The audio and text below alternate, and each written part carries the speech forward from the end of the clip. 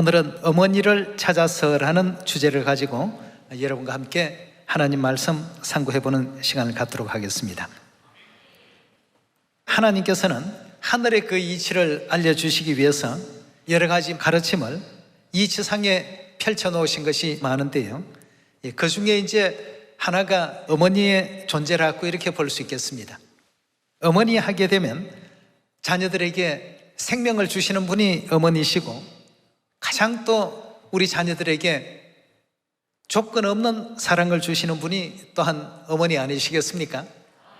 그래서 참 좋은 세계, 또 아름다운 어떤 미래, 밝은 어떤 희망찬 미래를 얘기할 때에는 생명이 넘치는 세계, 또 사랑이 넘치는 세계, 그런 세계를 인류가 구현해 나가자, 이런 표현들을 많이 하는데요, 그 생명과 사랑이라는 단어 이면에는 누가 계시느냐 하면 어머니가 계십니다. 어머니 없이는 생명에 대한 것도 배울 수가 없고, 사랑에 대한 것도 느낄 수 없는 존재가 또 우리 인류 인생이라고 볼 수 있겠습니다.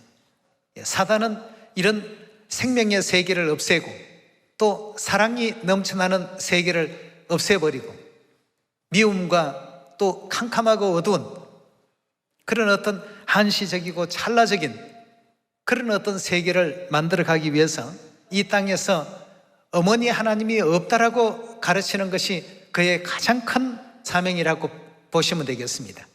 어머니가 없으면 생명도 사라지고 사랑도 사라질 것이 자명한 이치이기 때문에, 그러나 어머니의 존재가 존재한다는 것은 그 세계는 사랑이 넘치고 영원한 그 시간이 존재한다는 것을 의미하는 것 아니겠습니까?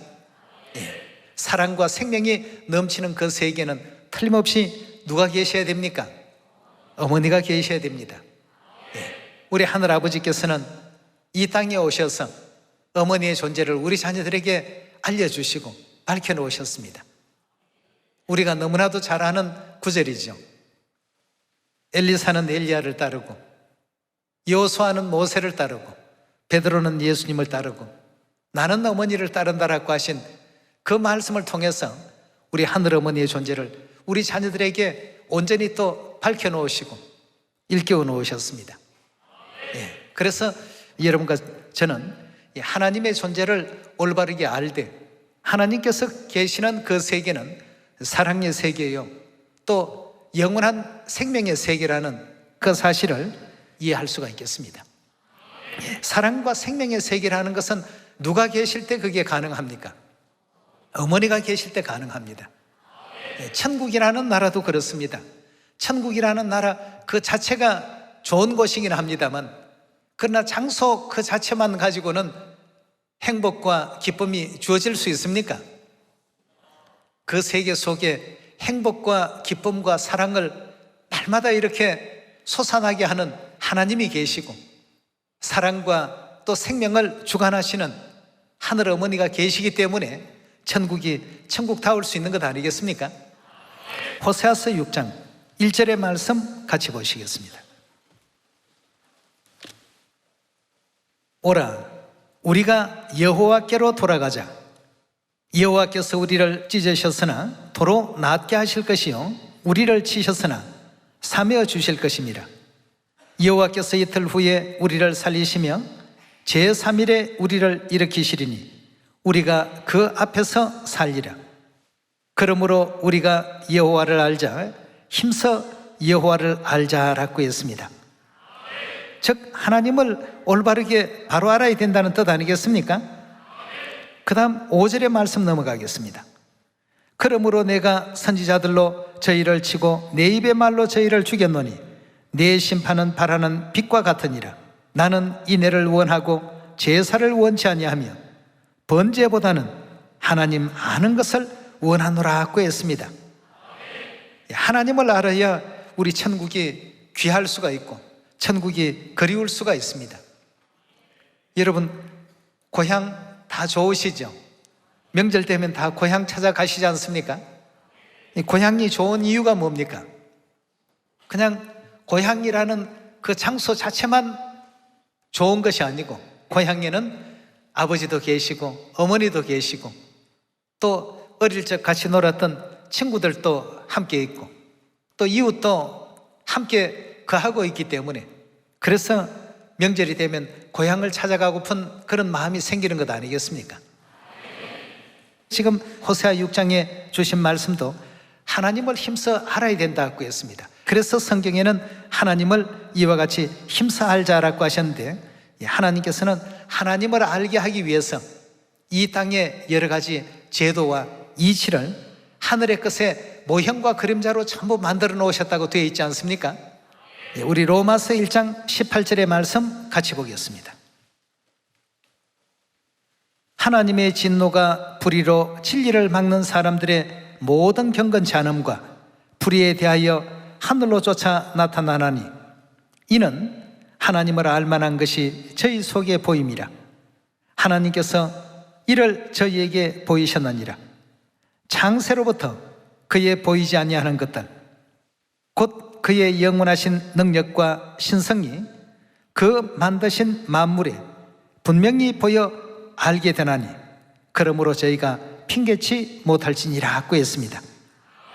하나님의 보이지 않는 그 신성이 어디에 전부 보여서 알게 하셨다고 했습니까? 하나님께서 지으신 만물 속에 분명히 보이셨고 만물 속에 분명히 알게끔 하셨다고 했습니다. 오늘 그 오리 가족 얘기를 보게 되었습니다. 철새 오리 있지 않습니까? 그 오리가 새끼를 낳아서 데리고 이렇게 길을 가다가 보니까 도로가 옆에 보면 철망으로 이렇게 되어 있는 하수구가 있지 않습니까?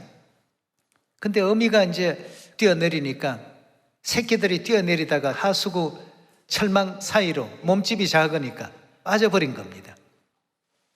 한 2마리만 남고 나머지가 다 빠져버리니까 어미가 어찌할 바를 모르고 거기에서 계속 이제 꾀꾀거리면서 이제 배회를 하니까 지나가던 경찰차가 차를 세워서 이제 보니까 어미가 그 철망 안을 향해서 계속 이제 꾀꾀거리는 겁니다. 이 경찰들이 무언가 하고 안을 들여다 보니까 새끼 오리들이 그 빠져 있는 겁니다. 그래서 이제 그 하수구 철망을 열고 새끼들을 전부 끄집어 내주니까 그제서야 이제 어미가 행복해 하면서 물가로 데려가는 광경을 잠시 이렇게 보게 됐습니다. 이걸 보니까 이 땅에 어떤 만물을 하나님께서 지으실 때 어머니의 그 마음은 전부 똑같이 만들어 놓으셨습니다. 새끼 오리 하나가 잘못될까 싶어서 말이죠. 그 하수도에 빠져서 영원히 잃어버릴까 싶어서 어찌할 바를 모르고 헤매는 어떤 장면들을 보니까 하나도 잃어버리지 아니하고 다 구원시켜서 영원한 천국으로 우리를 데려가기 위해서 이 땅에 함께 하시는 어머님 모습이 잠시 거기에서 오버랩이 됐습니다. 이 땅에 하나님의 그 보이지 않는 신성들, 하나님의 그 능력, 또 하나님께서 가지고 계시는 어떤 사랑의 그 속성, 품성, 이런 모든 것이 하나님께서 지어놓으신 만물 속에 전부 다 배치를 해놓으시고 우리 사람들이 만물을 통해서 어머니의 마음도 이해하게 만드시고 또 그 어머니의 어머니 최초로 거슬러 올라가서 또 아담과 하와를 지으신 그 하나님, 결국은 이제 하늘 어머니 마음까지 전부 그 마음이 이어져 내려와서 오늘날 전 세계 모든 어머니들에게 자식을 사랑하고 아끼고 생명을 낳아주고 하시는 그 모든 일들을 보이는 이 세계의 것을 통해서 보이지 않는 세계를 이해할 수 있도록 하나님께서 그리 만들어 놓으셨더라는 것입니다. 20절에 다시 보시면 그의 보이지 아니하는 것들 곧 그의 영원하신 능력과 신성이 만드신 만물에 어떻게 했다고요? 분명히 보여 알게끔 이와 같이 만들어 놓으셨다고 했습니다. 그렇다면 오늘날 우리 모든 인류 인생들이 영원한 천국을 가기를 원하고 영원한 생명 얻기를 원하고 영원한 그 사랑을 향해서 나아가고자 하는 이 모든 것 이면에는 결국은 우리 인류가 찾고자 하는 존재가 누구였다는 얘기입니까? 어머니를 찾아서. 인류 인생 중에 사랑 싫어하는 사람이 있습니까? 아무도 없습니다. 생명 싫어하는 사람 있습니까? 생명을 싫어하는 사람 아무도 없습니다. 하나님께서 모든 어떤 만드신 만물 가운데 어디에 그렇게 사랑과 생명을 허락해 놓으셨냐 하면 어머니 속에 그 모든 것을 존재하게끔 허락해 놓으셨다는 것입니다. 그래서 인류 인생은 자신이 알지 못하는 가운데 누구를 찾고 있느냐 하면 어머니를 찾아 헤매고 있습니다. 어머니를 찾아 헤매면서 아직도 만나지 못한 사람들은 죄 중에 헤매이게 되고, 어머니를 찾은 사람들은 생명수 가운데서 날과 달이 거듭될수록 이제 점점 더 거룩함이 또 나아가는 이와 같은 또 삶을 영위하는 것 아니겠습니까? 그래서 요한계시록 22장에 하나님께서는 누구든지 다 내게로 나오라고 말씀하신 장면이 있습니다. 요한계시록 22장 17절의 말씀 함께 보겠습니다. 22장 17절입니다. 성령과 신부가 말씀하시기를 오라 하시는도다. 성령과 신부에게로 오라고 이렇게 부르고 계시지 않습니까? 듣는 자도 오라 할 것이요, 목마른 자도 올 것이요, 또 원하는 자는 값없이 생명수를 받으라 하시더라고 했습니다. 결국 성경 66권의 마지막 그 결론은 아버지를 찾고 어머니를 다 찾게 된다면 우리가 이 성경에서 배워야 될 모든 진리의 지식과 지혜는 어떻습니까? 다 배운 것이라고 볼 수 있겠습니다. 그래서 성경 맨 마지막에 성령과 신부께서 누구든지 내게로 나오라고 이렇게 불러주신 것 아니겠습니까? 여기서 말하는 성령은 아버지 하나님을 뜻하고 신부는 우리 하늘 어머니를 뜻하는 내용 아니겠습니까? 자, 그럼 이 아버지 어머니에 대한 이와 같은 내용을 우리 자녀들이 그동안 줄곧 잊고 살았는데요, 창세기의 말씀을 보면 태초부터 아버지가 계셨고 어머니 하나님이 우리와 함께 계셨다는 그 사실을 알려주고 있습니다. 우리 창세기 1장으로 한번 넘어가 봅시다. 26절입니다. 하나님이 가라사대 우리의 형상을 따라 우리의 모양대로 우리가 사람을 만들고 그로 바다의 고기와 공중의 새와 육축과 온 땅과 땅에 기는 모든 것을 다스리게 하자 하시고, 하나님이 자기 형상 곧 하나님의 형상대로 사람을 창조하시되 남자와 여자를 창조하시고 하나님이 그들에게 복을 주시며 그들에게 이르시되 생육하고 번성하여 땅에 충만하라. 땅을 정복하라. 바다의 고기와 공중의 새와 땅에 움직이는 모든 생물을 다스리라 하시니라고 했습니다.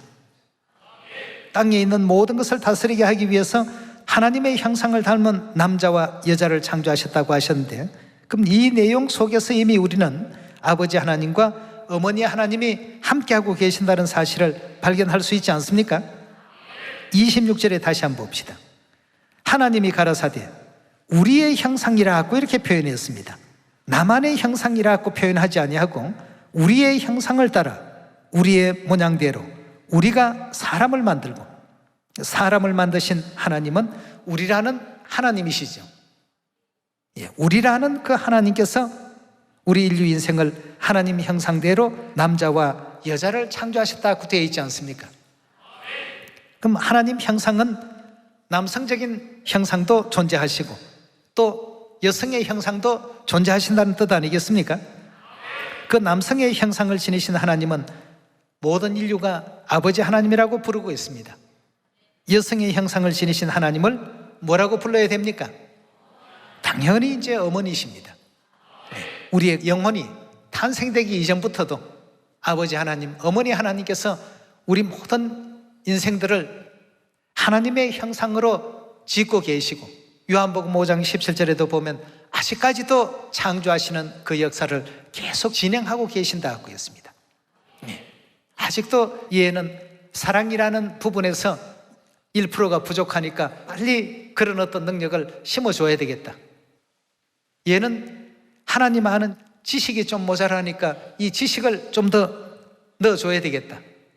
얘는 또 베풀 줄을 모르니까 베푸는 그런 어떤 심령을 줘야 되겠다. 얘는 연합하는 그런 마음을 제대로 할 줄 모르니까 연합의 마음을 심어줘야 되겠다. 계속해서 아버지 하나님과 어머니 하나님께서 함께 하시면서 우리 어떤 외형적인 존재만 아니라 내면의 어떤 존재, 우리 영혼까지도 하나님을 닮게끔 지금 전부 만들어 가시는 과정 속에 있다고 이렇게 이해할 수가 있겠습니다. 우리에게는 아버지가 계시고 어머니가 계십니다. 천국 나라는 사랑이 넘치고 생명이 넘치는 나라입니다. 생명이 넘치고 사랑이 넘친다라고 하는 것은 그 생명과 사랑을 주시는 존재가 계실 때 생명이 넘치고 사랑이 넘친다라고 말할 수 있는 것이죠. 고향 갔는데 아버지도 없고 어머니도 없고 그냥 집만 덩그러니 있다라고 한다면 여러분 고향 가고 싶겠습니까? 우리에게 행복을 주실 분이 계실 때 고향이 찾고 싶은 그런 장소가 되는 것 아니겠습니까? 예루살렘, 우리 하늘 어머니가 우리에게 사랑을 주시고 생명을 주시는 존재라는 것, 우리가 잊어서는 안 되겠습니다. 많은 그 시인들도 문학가들도 사랑에 대해서, 생명에 대해서 막연하긴 하지만 그런 어떤 세계가, 또 그런 어떤 존재가 있을 것이라고 생각을 하면서 지금까지 다들 살고 있습니다. 근데 알고 보니까 누구를 찾으라고 했습니까? 우리가 어머니를 찾아야 되는 이유가 바로 거기에 있다고 볼 수 있겠습니다. 아버지 하나님뿐만 아니라 어머니 하나님을 찾아서 시온으로 돌아올 수 있는 우리가 되어야 되겠죠. 이 문제에 대해서 하나님께서는 요한계시록 7장에 이렇게 가르침을 주고 계십니다. 7장 14절입니다.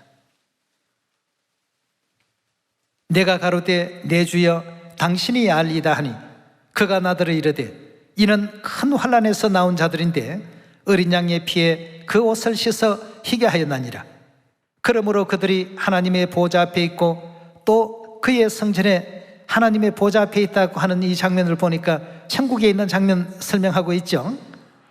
밤낮 하나님을 섬기며 보좌에 앉으신 이가 그들 위에 장막을 치시리니 저희가 다시 줄이지 아니하며 목마르지 아니하고 해나 아무 뜨거운 기운에 상하지 아니할지니 이는 보좌 가운데 계신 어린 양이 저희의 목자가 되사 어디로 인도하셨다고요? 생명수 샘으로 인도하시고 하나님께서 저희 눈에서 모든 눈물을 씻어주실 것임이라고 했습니다. 자, 모든 눈물을 씻기시는 것은 요한계시록 21장 4절에 나오는 장면입니다. 다시는 사망이 없고 애통하는 것이나 곡하는 것이나 아픈 것이 다시 있지 아니한 그 세계에서 이루어질 내용을 지금 설명하고 있습니다. 생명수 샘으로 인도를 받게 되었을 때 말이죠. 누가 그렇게 인도한다고 했습니까? 어린 양이신 그리스도께서, 재림 그리스도께서 우리를 생명수 샘으로 인도하시게 될 때에 모든 눈물을 씻어주시고 다시는 아픔도 슬픔도 괴로움도 없는 그 세계 가운데로 인도하여 주실 것이다 하는 것을 성경이 우리에게 알려주고 있습니다. 자, 이 생명수 샘은 과연 누구를 가리키는 말씀일까? 스가랴 14장 7절의 말씀 함께 보겠습니다. 여호와의 아시는 한날이 있으리니 낮도 아니요 밤도 아니라 어두워 갈 때 빛이 있으리로다. 그날의 생수가, 생수, 생명수 같은 말씀이죠. 생수가 어디였어요? 예루살렘에서 솟아나서 절반은 동해로 절반은 서해로 흐를 것이라. 여름에도 겨울에도 그러하리라고 했습니다. 생수의 근원지가 어디라는 뜻입니까? 예루살렘입니다. 우리 모든 인생들을 생명수 샘으로 인도하시게 될 때 비로소 우리 모든 눈에서 눈물이 씻겨지게 될 것이다 고 했습니다. 우리가 하나님을 그래서 힘써 알아야 되겠고요.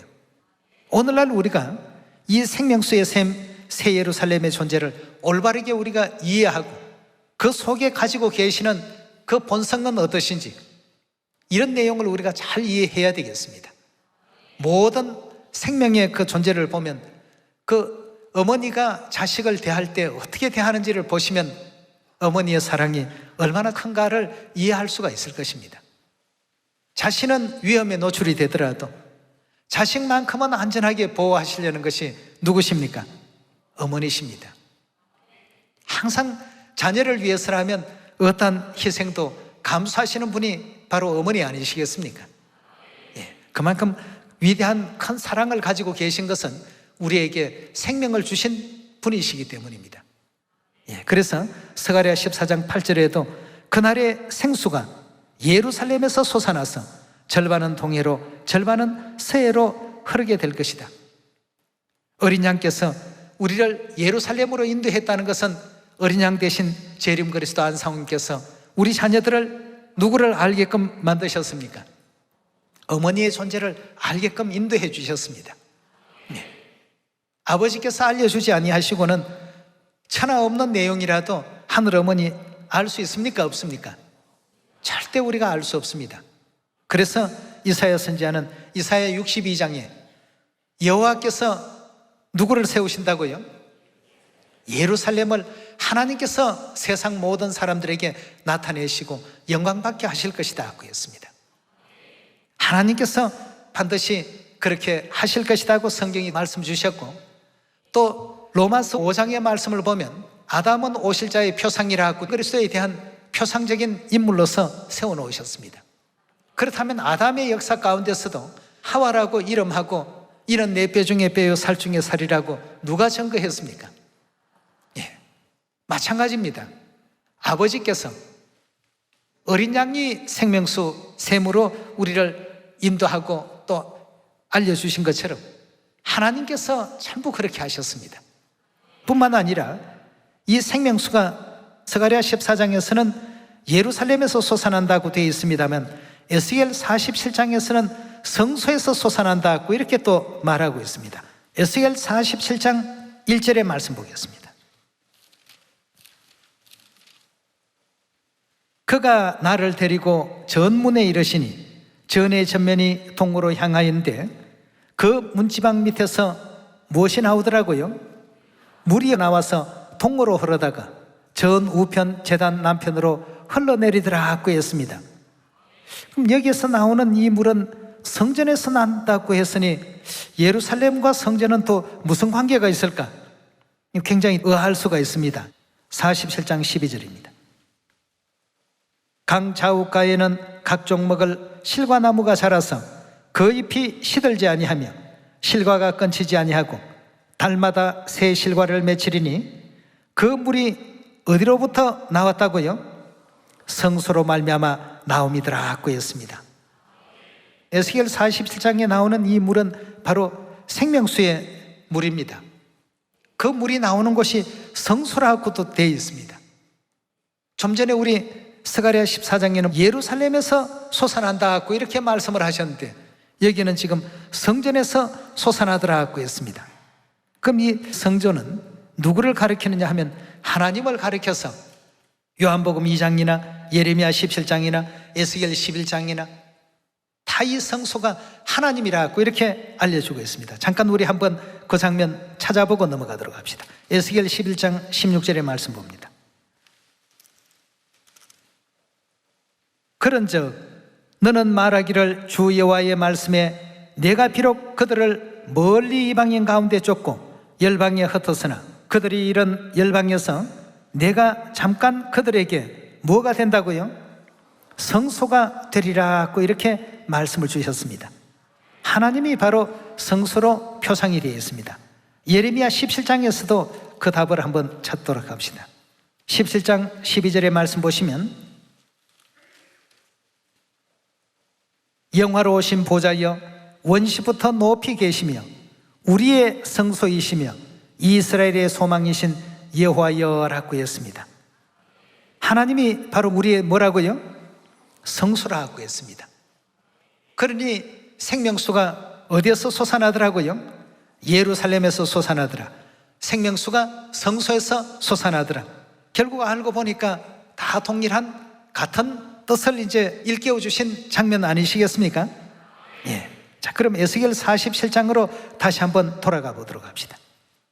에스겔 47장에 등장하고 있는 이 성소에서, 즉 하나님에게서부터 나오는 이 생명수는 우리 모든 인류 인생들에게 어떤 역할을 하는 그 물이 되는지 그 물의 효능을 우리 한번 확인해 보도록 합시다. 6절의 가르침을 보시면 그가 내게 이르시되 인자야 내가 이것을 보았느냐 하시고 나를 인도하여 강가로 돌아가게 하시기로 내가 돌아간즉 강 좌우편에 나무가 심히 많더라.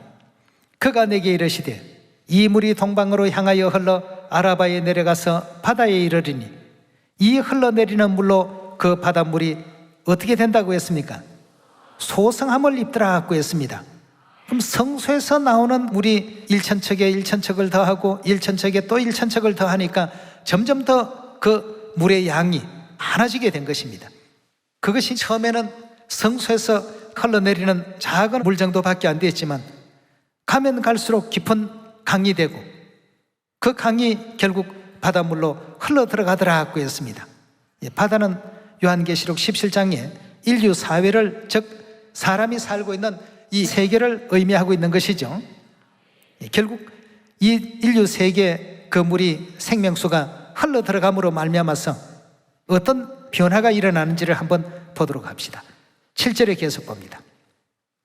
내가 돌아간즉 강 좌우에 나무가 심히 많더라.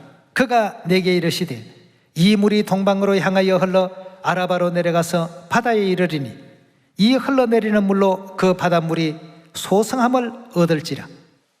이 강물이 이르는 곳마다, 이 강물은 무슨 강이죠? 생명수의 강이죠. 그 생명수가 이르는 곳마다 번성하는 모든 생물이 어떻게 된다고 했습니까? 여기 모든 하는 것은 뭐 생명체라면 그저 생명수가 닿기만 하면 전부 다 살더라고 했습니다.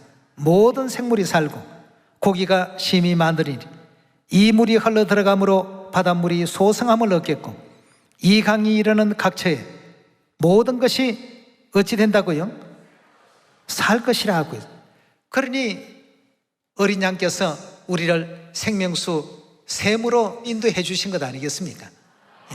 그 생명수 샘이신 예루살렘 하늘어머니의 존재를 알게끔 그렇게 인도하시고 하늘어머니 그 가히 없는 사랑과 또 우리에게 생명 주시기 위해서 애쓰신 그 모든 노고에 대해서 하나님께서는 이처럼 설명하고 계십니다.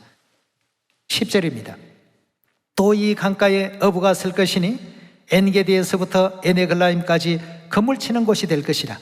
그 고기가 각기 종류를 따라 큰 바다의 고기같이 심히 많으리니와 그 진펄과 개펄은 소성되지 못하고 그 많고 많은 존재들 가운데 이 진펄과 개펄은 소성되지 못하고 소금 땅이 될 것이며 12절입니다. 강 좌우가에는 각종 먹을 실과 나무가 자라서 그 잎이 시들지 아니하며 실과가 끊치지 아니하고 달마다 새 실과를 맺으리니 그 물이 어디에서부터 나왔다고요? 성소로 말미암아 나옵니다. 그 실과는 먹을 만하고 그 잎사귀는 약재료가 되니라 하고 했습니다. 무슨 약재료가 되죠? 사망을 치료하는, 즉 영생을 주는 약재료가 되더라 하고 했습니다. 또 다른 장면에는 보면 생명수가 다른 데서 흘러나더라 하고 또 이렇게 알려주고 있습니다. 요한계시록 22장 1절에 보겠습니다. 또 저가 수정같이 맑은 생명수의 강을 내게 보이니 하나님과 및 어린 양의 보좌로부터 나서라고 되어 있습니다. 생명수가 하나님의 보좌, 어린 양의 보좌에서부터 발원하더라 하고 했습니다. 자, 그렇다면 이 하나님의 보좌도 결국 누구를 가리키는 내용인지에 대해서 예레미야 3장 우리 한번 열어보도록 합시다. 3장 17절의 말씀 봅시다. 그때에 무엇이요? 예루살렘이 누구의 보좌라고 되어 있습니까? 여호와의 보좌라 일컬음이 되며 열방이 그리로 모이리니 곧 여호와의 이름으로 인하여 예루살렘에 모이고 다시는 그들의 악한 마음에 강팍한 대로 행치 아니할 것이며 그때 유다족 속이 이스라엘 족속과 동행하여 북에서부터 나와 내가 너희 열조에게 기업으로 준 땅에 함께 이르게 하리라 하고 했습니다. 여기는 보니까 하나님의 그 보좌를 예루살렘이라 하고 했어요. 그러니까 요한계시록 22장에 생명수가 예루살렘에서 어린 양의 보좌로부터 나더라 하는 말씀과 스가랴 14장에서 예루살렘에서 생수가 솟아나더라 하는 말씀과 또 에스겔 47장에서 성소에서 생명수가 솟아나더라. 이 세 내용이 다 똑같은 어떤 동일한 뜻으로 예루살렘에서 솟아나는 그 생명수를 우리 하나님께서 일러주고 계십니다. 예. 결국 하나님께서는 어린 양은 우리를 인도하시되 예루살렘 하늘 어머니께로 생명수 샘으로 인도하셨다는 것은 어머니께로 우리 자녀들을 인도해 주시고 어머니를 알게 하셨다는 뜻 아니겠습니까? 그제서야 비로소 우리의 모든 눈에서 눈물이 다 이제 씻기움을 받게 될 것이고 어머님 모시고 이제 영원한 천국 고향으로 우리 돌아가게 된다면 그때는 다시는 사망도 없고 애통도 없고 아픔도 없는 그런 영원의 시간을 우리가 또 맞이하고 영접할 수 있는 것 아니겠습니까? 예. 그리고 어머니 하나님이 계시는 세계가 되어야만 생명과 사랑이 또 넘치는 세계가 구현될 수 있지 않겠습니까? 아직도 우리는 이 세상에서 배운 죄악된 생활 패턴들이 있습니다. 이런 걸 다 이제 지금 어머니 안에서 조금씩 이제 버리게 되고 씻어가게 되고 하나님의 어떤 올바른 자녀의 그 품성을 온전히 또 구축해서 잃어버린 영원한 천국 고향 우리가 또 다 돌아가야 되지 않겠습니까? 네, 우리 잘 아시는 내용이지만 한 말씀 찾고 마치도록 합시다. 갈라디아서 4장 26절입니다. 오직 위에 있는 예루살렘은 자유자니 곧 우리 어머니라 하였습니다. 우리 어머니가 계시기 때문에 우리는 이삭과 같은 약속의 자녀가 되지 않았습니까? 예, 그래서 우리에게는 틀림없이 어머니가 계셔야 됩니다. 이 어머니를 찾아서 온 세계 사람들이 지금 어머니 품으로 돌아오고 있습니다. 예, 어머니를 찾아서 오는 이 길은 곧 천국을 찾아서 오는 길입니다. 예, 천국을 찾아서 오는 이 길에 이 땅에서 어머니를 만나야 됩니다. 모두에게 어머니를 만날 수 있는 그 길을 열어줄 수 있는 여러분과 제가 꼭 되셔서 정말 예루살렘에서 솟아나는 그 생명수가 닿는 곳곳마다 죽어있던 바다가 소성함을 입고 또 죽어있던 생명체들이 전부 살아날 수 있는 그런 은혜롭고 놀라운 그 역사가 계속해서 또 이루어질 수 있게 되기를 다시 한번 부탁을 드리면서 오늘 말씀 이것으로 마치도록 하겠습니다. 감사합니다.